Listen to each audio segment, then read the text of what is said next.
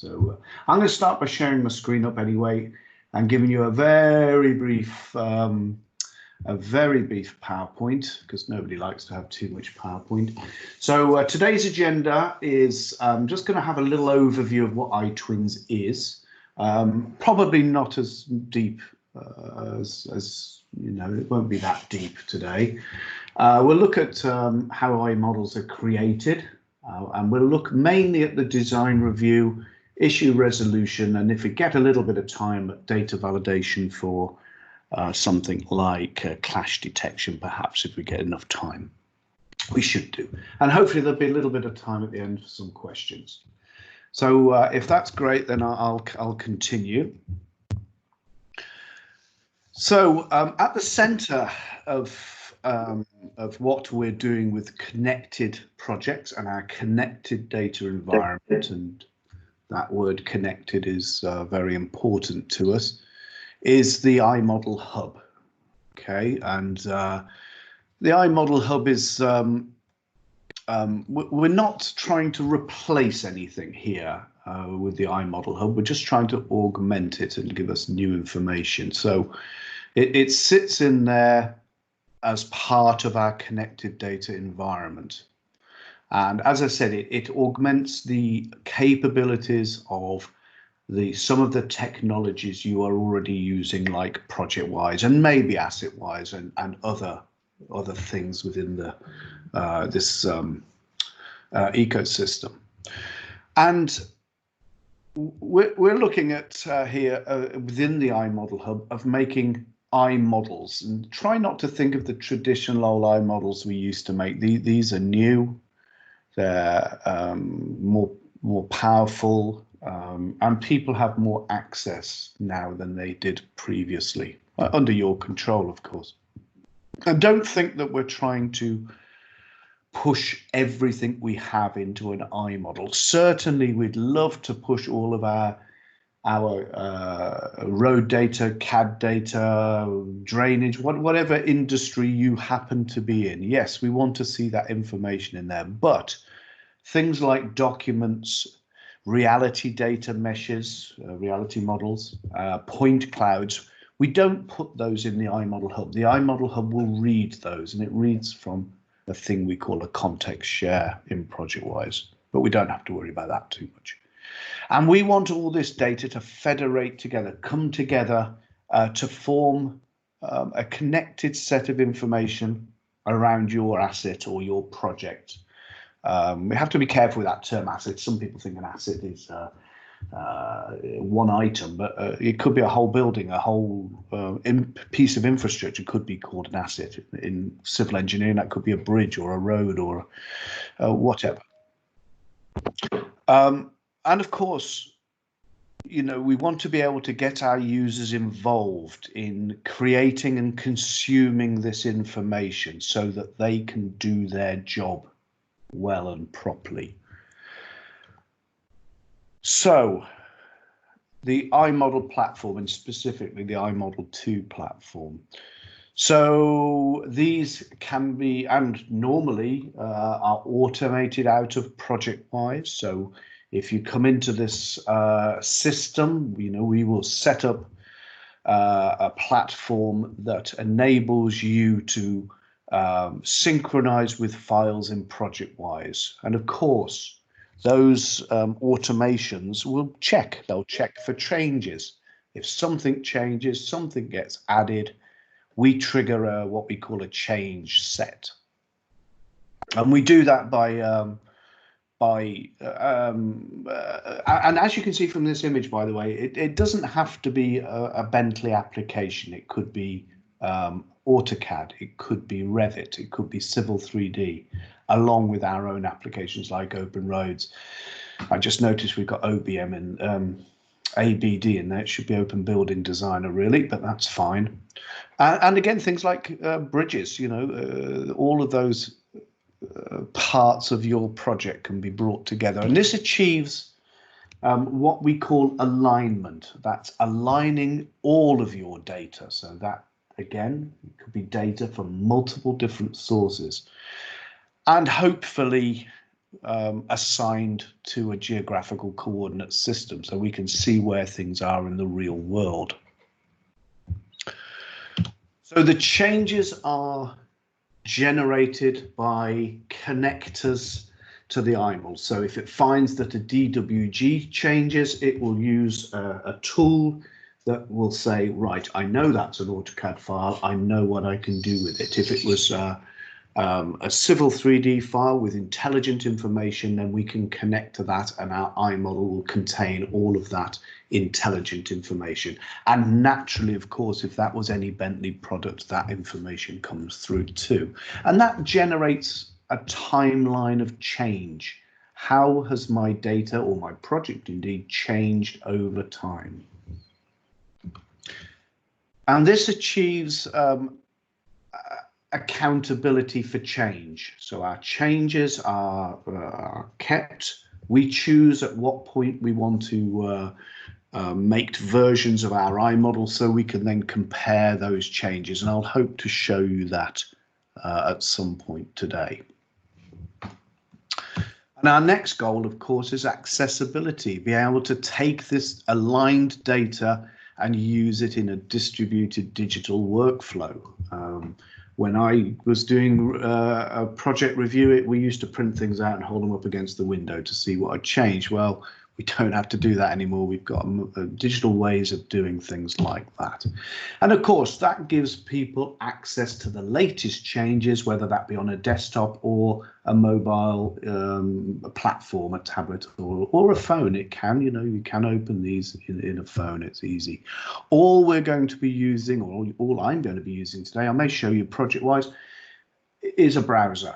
That's all we're doing. And everything we're asking the system to do is done in the cloud and sent back to us.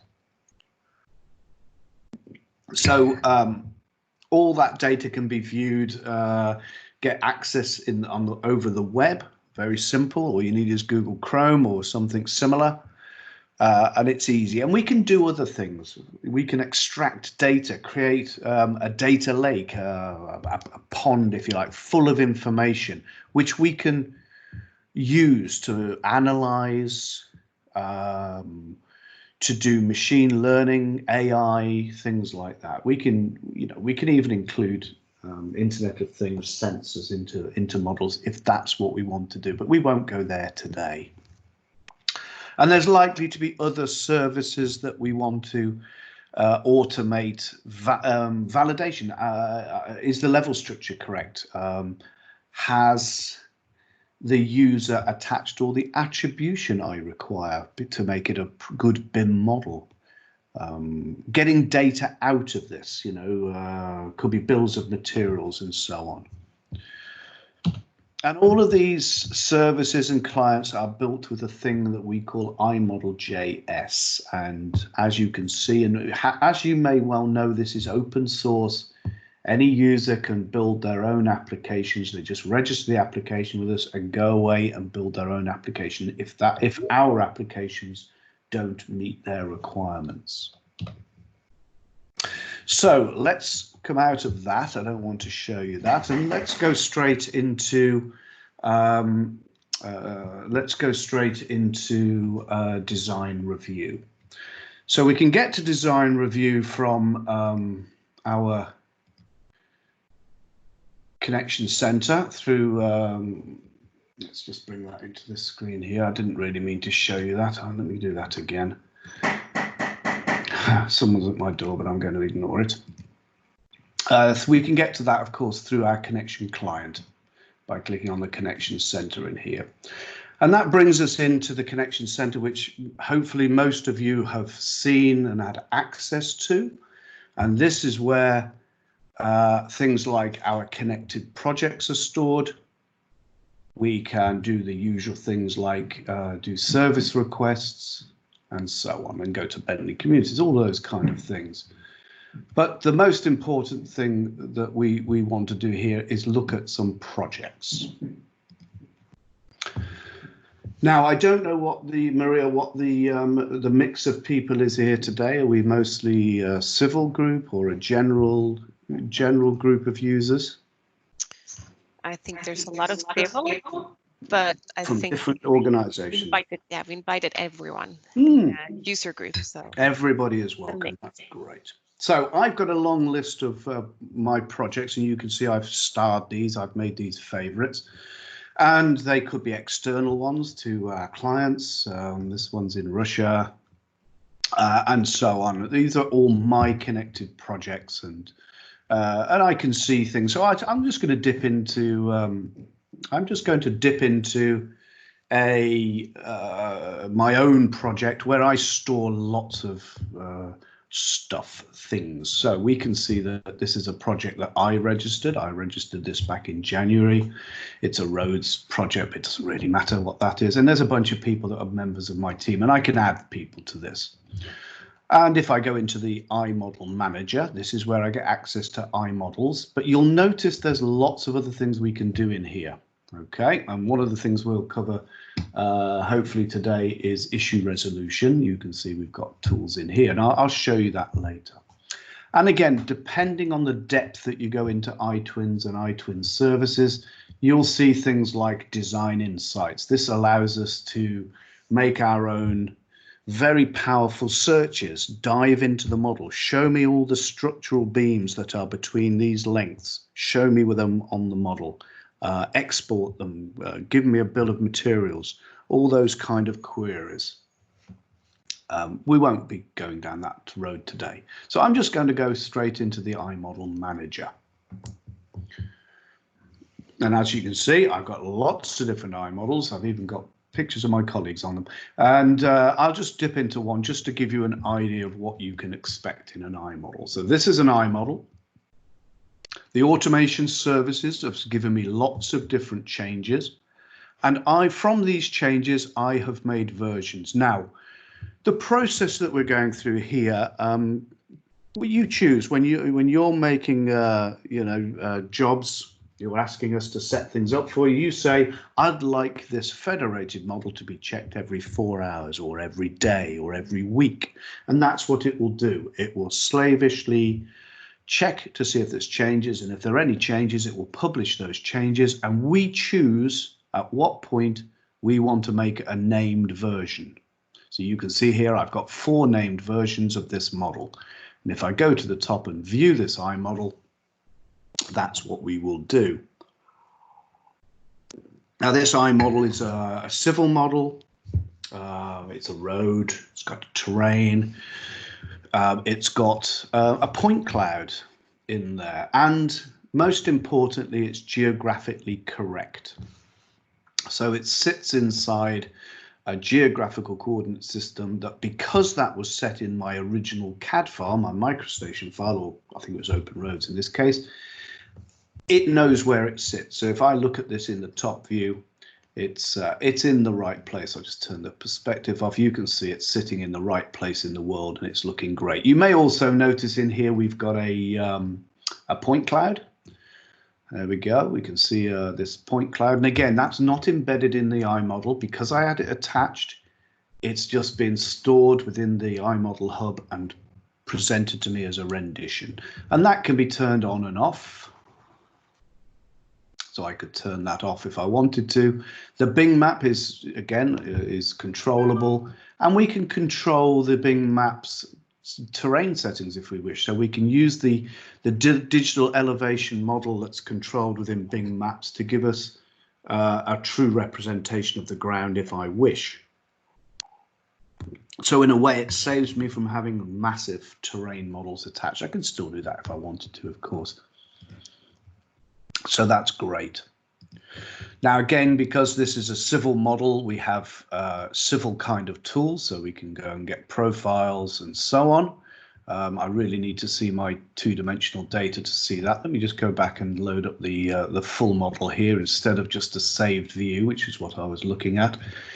If I get a whole view of this, you can now start to see my 2D data. If anyone's aware of the process of Open Roads Designer, then you'll probably be aware of how we deal with 2D and 3D data.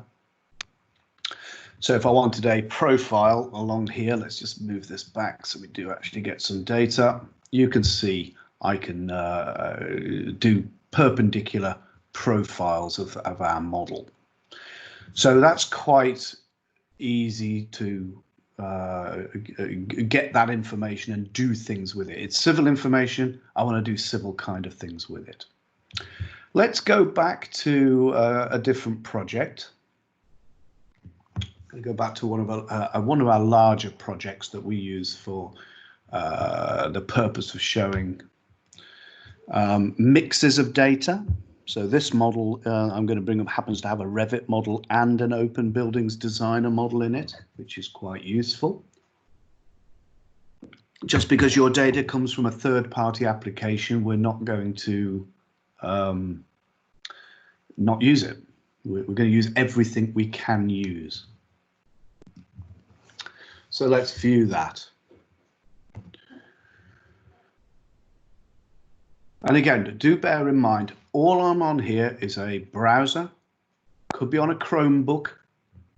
You know, as long as I've got an internet connection, I get access to all of this data.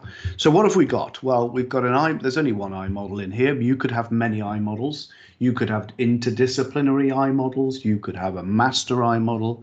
You choose exactly what you want. And these are all our saved views in here, okay? These are views that we've made, and I can see views I made yesterday when I was training some of my colleagues. So I'm just going to go to an exterior view. Someone got their microphone open there. Might want to mute. So let me explain what we're seeing here. So we're seeing a building. We are seeing a Revit building, which happens to be this one, and an Open Building Designer. So these could have come from different consultants. They've been geographically located. We happen to be just showing the roads in this case and not the aerial. But if we want to change over and show something else, we can. We just choose to do that. I think this model's got quite a lot of reality meshes for terrain, so it takes a few seconds to go and find all of those terrains. But again, if we wanted to switch the Bing Maps to an aerial photograph, we can, or indeed just shut it off if we don't want to see that. So navigation, it's easy. Well, anything you're probably used to rolling the wheel mouse in and out. Well, that works. If I click and drag the wheel mouse, that drags my view around, or I could have used the tools in here. We can rotate the model around to get a better look, like so. And we can drag the cube around as well if we really want to do that kind of thing. And in a moment, I'll go inside this model and we'll walk around it and see what we can do. But before we do that, this is a multiple reference file. So this is automatically dragged over the full structure that we got when we made this. So you can see here we are in RVT files. That's a Revit file, DGNs. I'm sure if I was to look deep enough, I'd find some DWG in here as well. So do bear in mind that we're very open to third-party applications as well as our own. So what can we do? Well, if I select something, it tells me information about it. This is a slab. It's got plenty of information in here. Looks like there's a little bit, there's no IFC information. So that might be something we need to search for and report and ask people to make sure they're putting the correct data on. There'll be some volumetric data in here and where it's come from. But I'm not interested in this roof. I want to actually take this roof away so I can see inside. So I'm going to go and hide that element. Now I can hide that element. I could hide the category, which you can think of as a level or a layer, or indeed the whole model, if that's what I wanted to do. So I'm just going to hide that element for now so I can see inside the building. And what have we got? We've got some lovely colored yellow beams in here. So let's go and have a look at one of those. That's got information. Again, as you do things, tools appear and everything's kept relatively straightforward. We don't like to, what we don't want is this to become another microstation. It's not necessary. So we can see that we've got a lot of information about this, this element in here. Okay, lots of information about this. And I might be interested in finding where there are similar objects. Where are there other concrete beams? So I could go away and find similar objects. There they all are. Looks like there's about 10 of them if I select them all. Yep, it tells me down the bottom here that there's 10 of them. And I could zoom to those if I want to. I could isolate those elements, so I could concentrate purely on those elements, so I can check the model. I mean, from here, I may want to do some measurements, so we give the user simple measurements for doing that kind of thing. Okay, so all of those measurements are now held in here. If I select that measurement, let me go and select that measurement again. It will tell me everything about that, the coordinates, the slope, good for civil engineers. We like our slopes in percentages, but the run over rise and so on. It gives us all the information about that measurement we need. And if I don't need that anymore, I could clear it. So I'm going to just go back to my previous save loop, but this time I'm going to go to the building interior and just show you that users, if they really want to, can start walking around the model. So they can walk into the model, they can look around. If I use the control key, I can look up and down. And if I use the shift key, I can go into elevator mode and then start going up a bit and going into this, whatever this area is.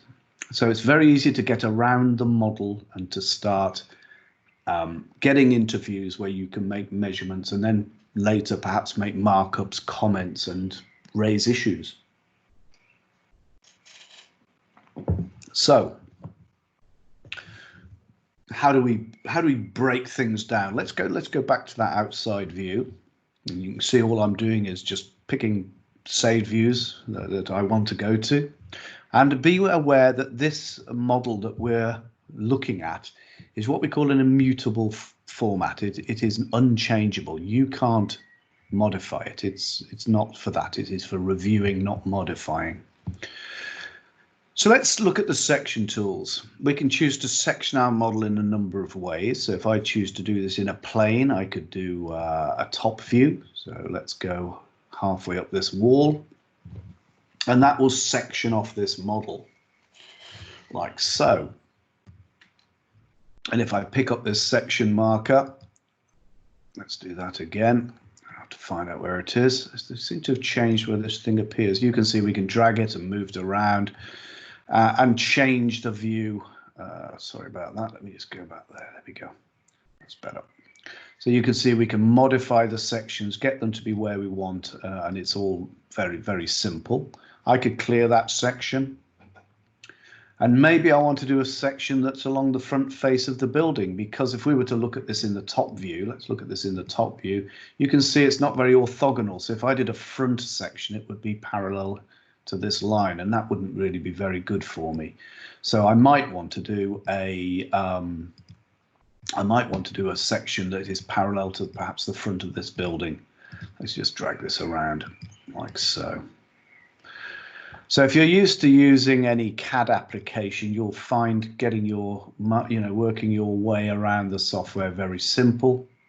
Very easy, and if I right click on that, I can flip the section again. Probably things you're used to doing inside MicroStation perhaps, but very easy to navigate and get where you are. Let's clear that again. However, I find sectioning to be best when done to an element. So if I pick that slab we picked originally, I get the slab of that roof, and I can now start just limiting it to the bit I want to see, which is this portion of the building. And if I'm happy with that, and that's perhaps something I want to come back to at a later date, I could create a save view of that if that's what I wanted to do. I just create a new save view, a little bit like MicroStation save views. Cool. So let us move on and make sure we bring everything we need to do to this process. So let's talk about issue resolution. Again, if we were to go back to the old days, we used to literally write on the drawing, and we might have had many drawings to describe this building. We might have had plan views, elevations, sections, which would get the big red pen out and mark up. Well, the big red pen has changed to issue resolution these days. Now, bear in mind that when we do issue resolution, some of these flags are on ones that are outside our section view, and that's fine. I'm not too worried about that. But these are being stored for the whole of this project. Okay, and they can be tracked, they can be analyzed, and we can do various other things. So perhaps I've got an issue with this this curtain wall in here, a glass curtain wall. I might want to make an issue on here, and I might want to ask Maria to have a look at it for me. So I'm going to pick this curtain wall.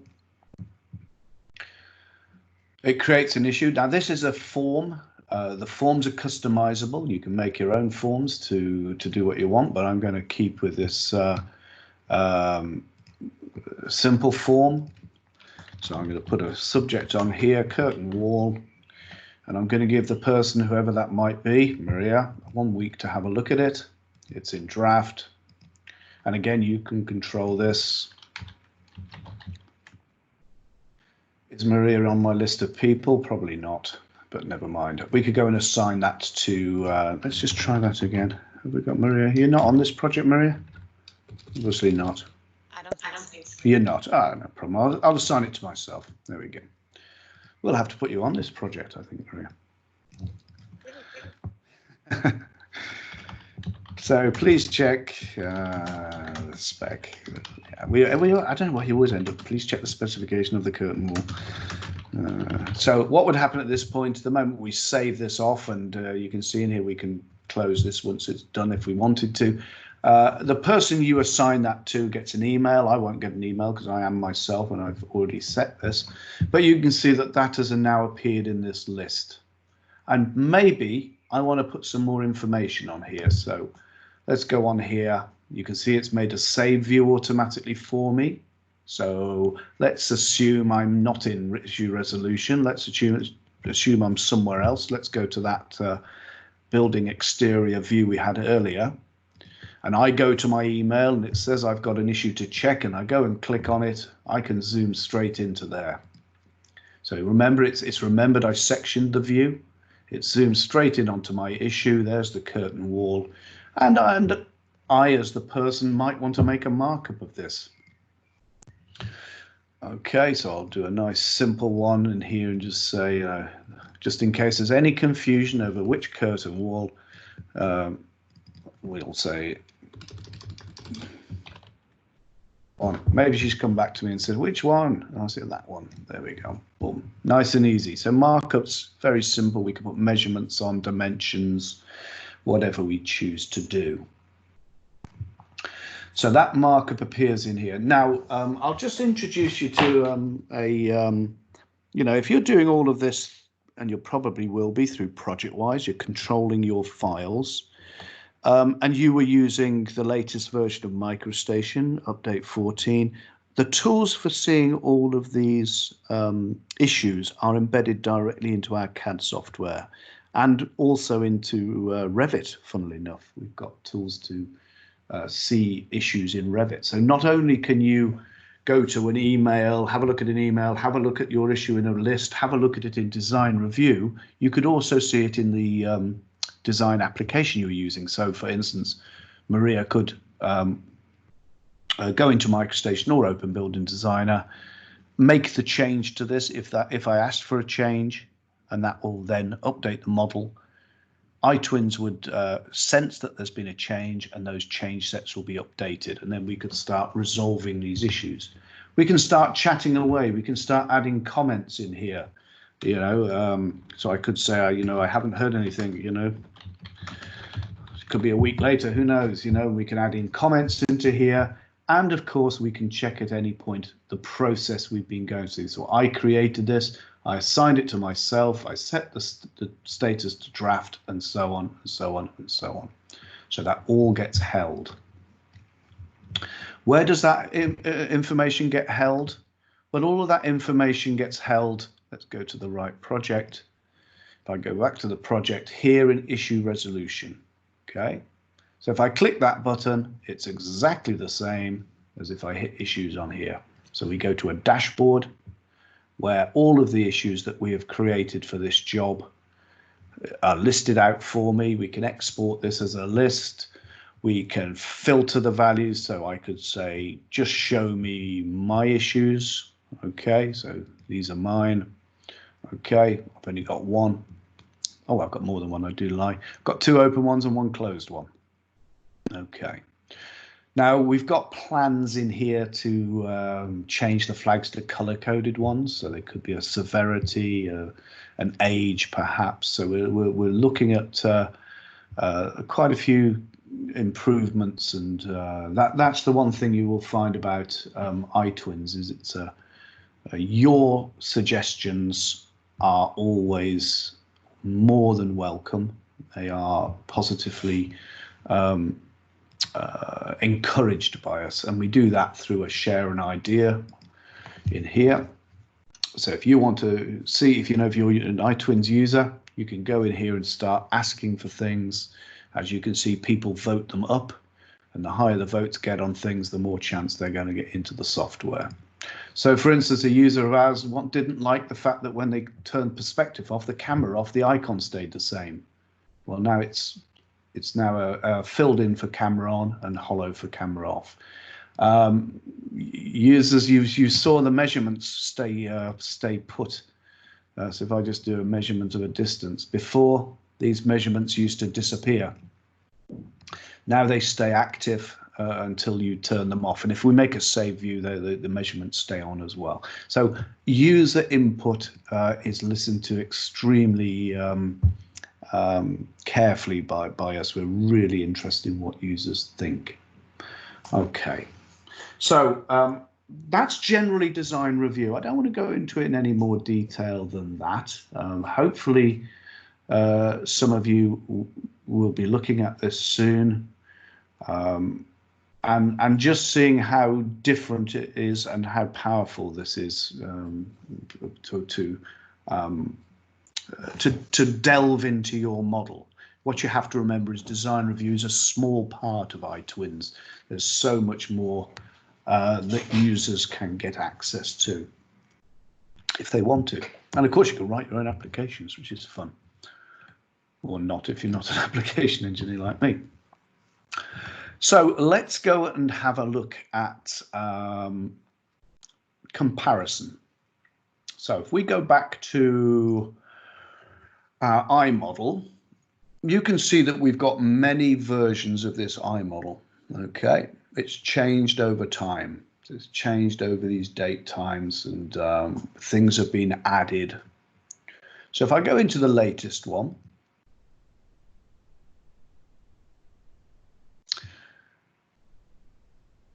this, of course, will tell me that I'm in the latest one. Well, it should do, and you can see it's telling me here, you have the latest version. If I was in a previous version, it would tell me that there are newer ones, and that's just a warning. It's not saying you can't go in there. It's just telling me you want to be careful you're not in the latest one. So we know we're in the latest one. So if I want to compare what's changed between this model and the previous model, again, bearing in mind this has not just come from MicroStation, this has come from multiple applications. Well, we can do a comparison, a version compare. And it is going to tell me which model I'm in, which named version I'm in. That's the current one. And it will then show me all the versions below that. It won't show me ones that are above that. It's designed to compare the one you're in with a previous version. So let's go and choose to compare this version versus the previous one. We'll quickly go into there, relatively quickly. And remember, this is all being done on some. This one happens to be in somewhere in the East US, I think. So we're getting a legend here, a color code as to what has been added in green, what has been modified in blue, deleted in red, and everything unchanged is going to be grayed out. So if I turn off the unchanged, we can see that I've got a lot of modified information in here. Okay, everything seems to be modified. So if I go into the structure in here, and then I'm going to look for something that's been modified. Let's take out the removed items. So we can see there's been a lot of footings changed. Looks like there's some doors that have been changed. So I might want to go and find this door. So let's just, one of these doors will do for today. So if I click on that, it zooms right in onto that object. I don't have to leave it zoomed in. I can zoom out. Okay, and we can go and pick a different one if we wanted to. And this is telling me that this has been modified. There has been some change to here. And this is what sets us out from other design review tools, in that not only can we compare physical differences, i.e. this is made bigger or smaller, we can also look at attribute changes. Has a fire rating been added? Has a manufacturer name been changed? That kind of thing. So we could go and have a look at all of this information and see this is the current version, these are all the settings, or we could choose to do a property inspection, this versus the previous. So that's going to give me a split screen view. So it's showing me here that this is the latest version, the one that I'm in, and this is the previous version, 08. And I'm looking at these and I'm thinking, well, they look pretty similar to me. But lots of information in here hasn't changed. The Omni class hasn't changed. The fact that it's a door hasn't changed. So I'm going to turn off the unchanged properties, only show me what's changed. And here we can see we have added, I can see we've added that because it's green. We've added a fire rating from no fire rating to 45 minutes. Everything else in here seems to be modifications. So we can see that the door mark has changed from 8 to 03. It looks like some dimensional changes have been made. Yeah, we've shaved 2 millimeters off the door. That's going to save some money. And of course, because of that, things like the area and the volume have changed.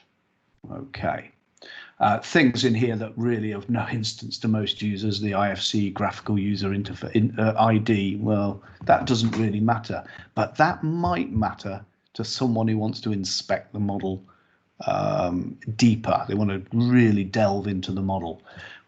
You and I, perhaps, we're used to pictures, we're used to graphics. Some users are not. Some users are used to databases and spreadsheets, and that's the kind of information they're interested in. So, design comparison, what has changed from the previous one to the new model or the new name version? So we can keep control over that. So we could check this against our issues to make sure that the change we asked for and the fact that the user said, yes, I have changed, I have made that door the right size, I did add the fire rating, we can now see that. Okay.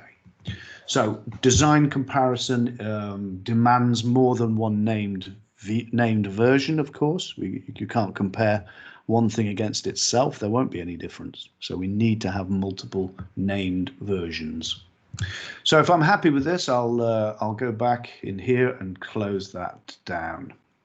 And you can see, by the way, it's loading stuff all the time. So if I zoom out of here, it's always loading. We don't have to wait for it to update. We can just keep scanning through the document as we go.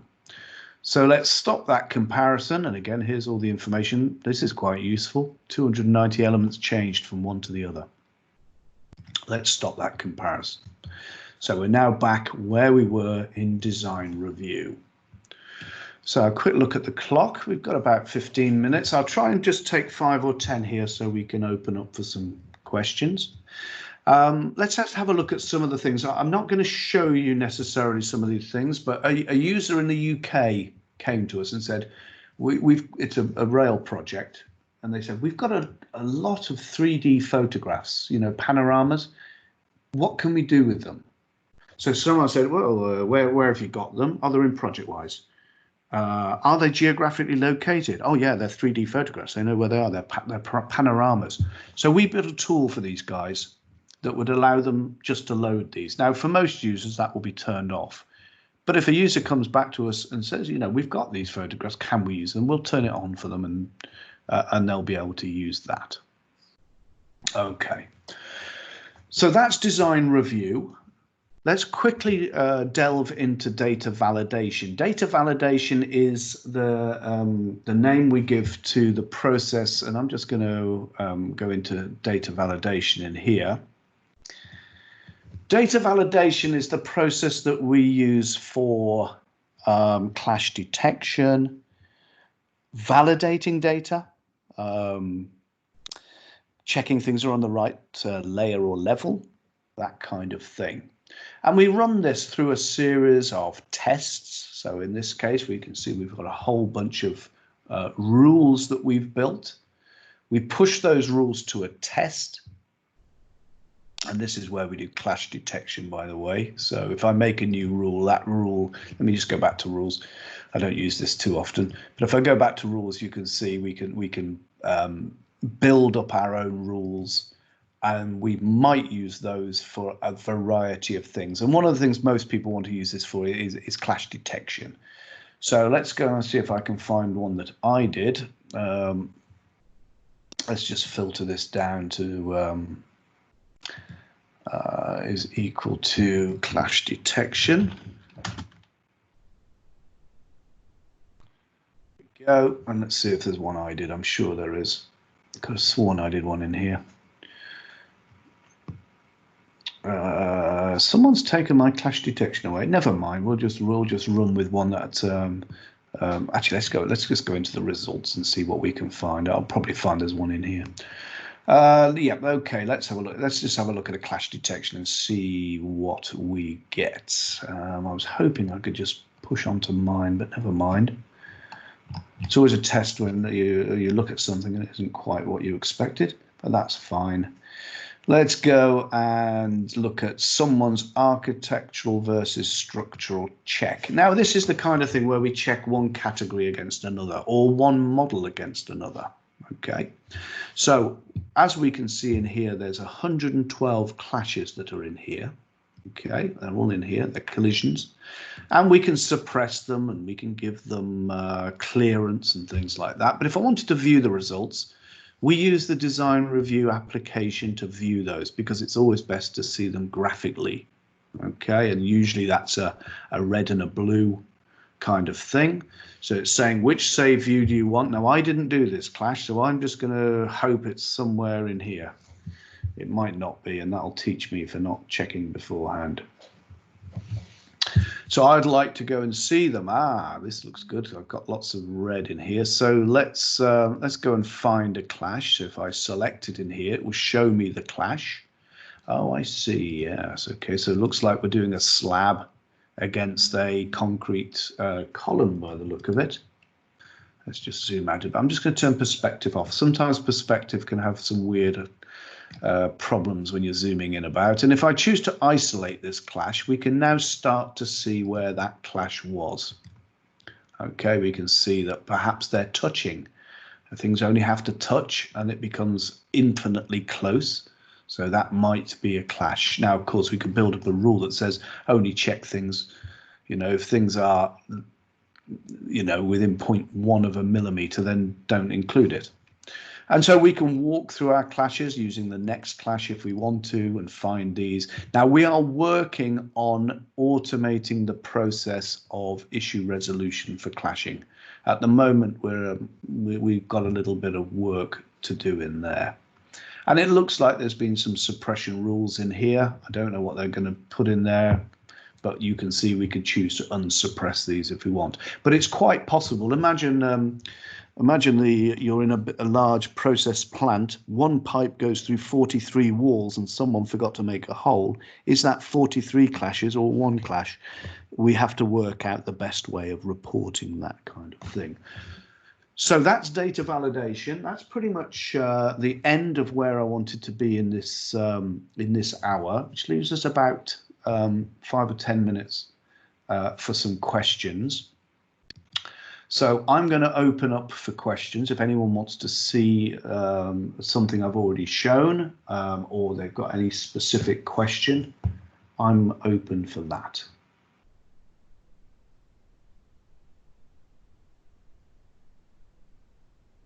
Oh, it's all gone quiet. Maria, yeah, well, the thing is, if it's the first time you've seen any of this technology, it's all very fresh, it's very different, and it's evolving. For instance, I'll just to see how things evolve. Where was I? I wanted to go back. Let's just go back to there. Let's go back into this model again. As I said, I could be sitting with a user when I was allowed out to see users, and I was back in February. I was sitting with the user in the UK working on a large rail project, and it was the user who literally said to me, "We want this to change. We need measurement to change. I like this. I don't like that." They were a force for changing our snapping before we had key point and nearest, and they said, no, we need a little bit more. I think they were interested in showing a wireframe view where we couldn't before, so we've changed these views. So user input is so important to us, and it's so important to users also because things change. So yesterday this icon appeared, so eventually if you have 2D sheets and drawings, you will be able to get access to them within here, and we're hoping that you could do markups on those. But let's be honest, a drawing and a sheet should be a byproduct of the three-dimensional model anyway. So what should we be reviewing, a drawing or a model? That's the question we have to ask ourselves. Anything else going on there, Maria? I could keep talking for another 2 hours if you want. Oh yeah, question please. Can you stream the data to a iModel or to this like a live model? For example, if you have as-built data, can you send it live, or do you have to like snapshot every time? So if you've got a new model that's the as-built, so you've gone out and surveyed the building and made an as-built model. Yeah, but is it possible to make it like live data that sends all the time? Yeah. Well, what you would do is, let's say, this is the model that I had originally. It's in ProjectWise. So I've got a federated model. That's actually a blank file. Okay, and my corridor, my terrain, my geometry, my super elevation are referenced in and are being used. Now imagine imagine the corridor was the building, and you made a new file called as-built, and you put it into this folder or another folder, doesn't really matter, but you reference that into the federated model, your as-built survey of the building. The process, next time it kicked off, every 4 hours, daily, weekly, whatever you want, would sense that there's a change, and it would then show you that. Okay.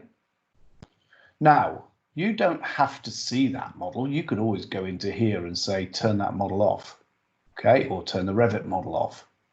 But if you do show it, you could then use the design comparison to see what's changed. You could use your sectioning tools to see what's changed.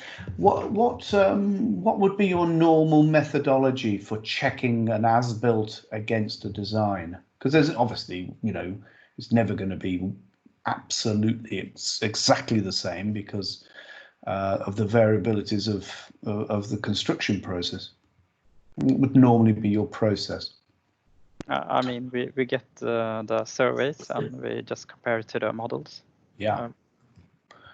Obviously, if we did a design comparison, it would say everything's changed because, if we round everything down to a millimeter, maybe nothing has changed, but it's likely to be slightly variable. So yeah, you could use the design comparison, which would show you what has changed. You would check it. It could be that you could just say, I want to show this building and the as-built, nothing else, and you could turn things on and off. You could say, right, I want to isolate just the curtain wall. So you could select a curtain wall. You could isolate that category. So you're only seeing curtain walls, and you could do the same in your as-built model. And then you could, make the view simpler if you like. Okay. We could clear that, of course. Did I turn something off? Oh, it's because I turned all the models off, didn't I? Let's just go back to that save view. That'll be a little easier. So it's using the tool to get to the way you want to work. So for instance, in this case, I could, instead of turning things off, I could emphasize them, which shows me the whole building with just the item. So there's many ways of viewing what you had and what you have. no different to perhaps doing it in MicroStation, as you perhaps have already done. Hopefully that answers your question. Yeah. Good. And do remember, this is holding everything, all the information. If we go and select a lamppost, it should have everything about that. So if we had, you can see there's very little information being put on here, but we can at least see it's a Philips one. We've got a link to where that came from. All this information is being held. And of course, depending on what you want to do, you can do data analysis on here. You could use Power BI to push back to me, how much do I trust this model? What level of trust have I got? I don't know if you do it in your region, but we do things called a safety risk register. We have a risk register, so we link with Safety Base in the UK, so we can link to a risk of hazards. Imagine it was a road, a pedestrian crossing. The hazards might be, what is the design speed? Is it near a school? Is it too close to a junction? So all of those things can be linked into the 3D model. As long as your risks are geographic, then we can link those to elements in the model and see those, which is really quite powerful. Certainly got some users in the UK doing that. We give out a series of tools here, and we're expecting users to take those and either make their own or improve ours. We are not in the business of making bespoke applications for users. That's what iModel.js is for. Okay, so if you wanted to go and look at iModel.js and get some tutorials, you could literally build your own applications. In fact, Siemens have for plant side. So plant is a little bit different to civil and maybe to normal architecture in that they have lots of schematic diagrams, P&IDs. Another example might be the electricity industry, the electricity generating industry. You have a lot of schematics that you want to link to a 3D model. So Siemens have done that for plant, for plant and process, which is very exciting. Okay, I think we're pretty much near the end. No one's screaming and shouting, Maria. So if you want to do some closing remarks, I'm more than happy. And also, Maria will no doubt let you know where to get hold of me, should you want to talk about any aspects that I've shown.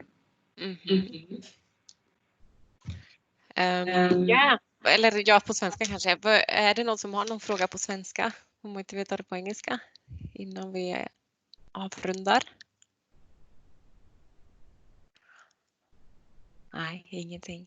Nej, men jag ska väl tacka igen för jag tyckte det var en jättebra presentation. Och så tänkte jag att om man har några förslag på saker som man är intresserad av, vi pratade om det de senaste presentationerna också, att man får jättegärna höra av sig till mig om det är något särskilt område som man vill veta mer om helt enkelt, så kan vi köra lite presentationer så här lite mer regelbundet och så försöker vi ta de här duktiga personerna som Ian, eller om vi tar på svenska så kan jag hålla det. Så får man jättegärna komma med tips. And yeah, Ian, many thanks. It was a really good presentation. I think it was really helpful. My pleasure. And again, if we need to, if there's any aspects of iTwins we can cover in a future group, then just let me know and we can cover that too. We certainly will. Oh. I want to. You're already booked. Thank you very much. Yeah, thank you. Well, so I think we just we close the meeting down if there's nothing else. And thank you for coming and listening and showing interest, all of you. Yeah. Thank you. Thanks, guys. Have a good day. And as I said, any questions you want to email through, then Maria will provide you that information. Mm-hmm. Have a good day. Bye-bye. Thank you. Bye. Bye.